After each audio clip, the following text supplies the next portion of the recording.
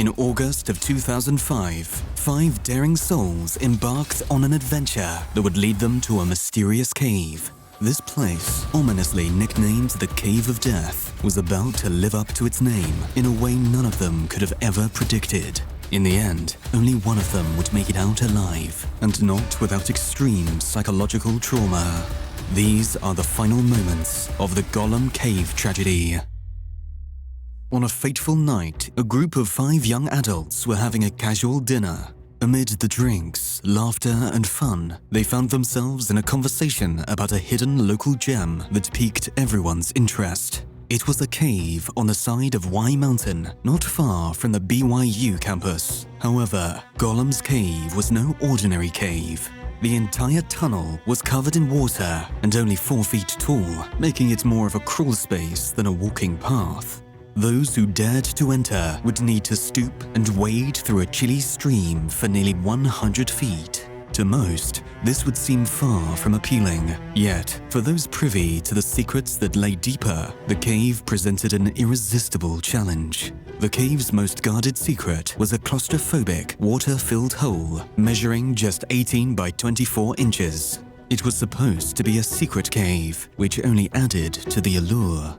However, you couldn't just walk to this cave. Those brave enough would have to lower themselves through an underwater passageway and swim through the narrow tunnel in pitch-black darkness. Driven by a mix of curiosity and excitement, the group made their decision to go.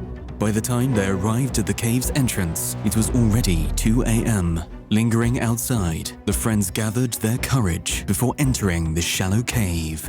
One person in the group, Jennifer Galbrait, had already made it to the secret cave before. She quickly became the beacon of confidence for her friends, despite the chilling memory of nearly succumbing to hypothermia and losing consciousness during her last visit.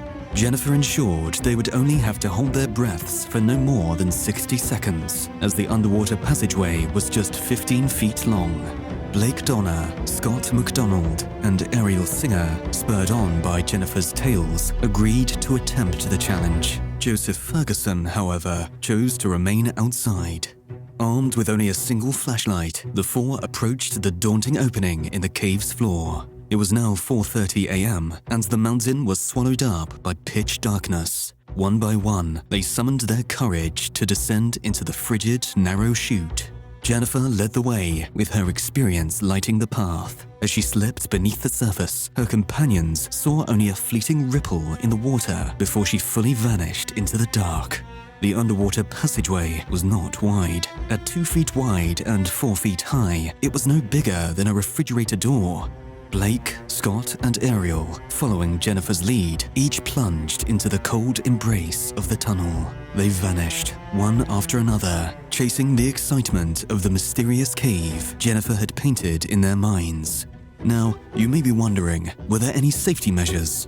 Previous cave explorers had tied a rope that connected the exit to the secret cave to help guide people in the underwater passage. Given the confined space of the tunnel and the short distance, a guiding rope might not have seemed essential for navigating back to the entrance. It appeared impossible to miss. Yet, the reality proved otherwise. A caver who had ventured into the cave before shared a harrowing tale. On his way back, he missed the exit, continuing on to a dead end about 4 feet beyond. Panic surged as he found himself surrounded by rock walls on all sides. In a desperate bid for escape, he reversed, feeling for the ceiling with outstretched hands, until, by sheer luck, he stumbled back on the exit just mere moments before passing out.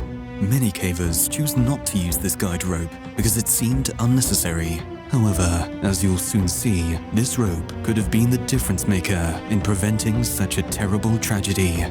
On this night, all 4 friends completed the brief underwater journey to the secluded cave. This cave was not big. Inside, it stretched to about 6.5 feet in height, with a central peak roughly 9 feet up, leaving a breathing space of roughly 3 feet above the water's surface. Joseph, who had chosen to wait outside, grew increasingly anxious for his friend's return. They had no prior discussions on how long the trip should take, or when to call for help. As time ticked away, Joseph's concern deepened. After an anxious hour, he finally went into the water-filled entrance, finding no trace of his friends or their flashlight. With the clock striking 5:30 a.m. and uncertainty mounting, Joseph reached out to a few of his friends knowledgeable about the cave, before eventually alerting the police at 6:25 a.m. But what really happened to the four in the cave? We don't know for sure. However, investigators were able to piece together a chilling sequence of events. As the group initially emerged into the secret cave, their emotions likely ranged from nervous anticipation to adrenaline-fueled exhilaration, each gasping for air after the underwater trip. However, they likely didn't even consider that the air they were so eagerly inhaling could have been contaminated. In spelunking terms, bad air refers to any atmosphere deviating from the normal mix of 21% oxygen and 78% nitrogen, with traces of other gases. Given the cave's stagnant conditions and closed water circulation, carbon dioxide accumulation was a significant risk, potentially getting worse with each visitor's breath. Over time, this could lead to a dangerous depletion of oxygen levels, slowly poisoning those that venture into this secret cave. To make matters worse, carbon dioxide accumulation in limestone caves is a common phenomenon, worsened by erosion and the seepage from decaying plant matter. Later, investigators would mention the evidence of candle burning, further depleting the already scarce oxygen. The lack of ventilation meant carbon dioxide levels were likely higher near the water, where it could accumulate unnoticed over time. Their impaired ability to think clearly, move swiftly, and breathe deeply would have instantly made their return journey through the tunnel an extremely difficult task.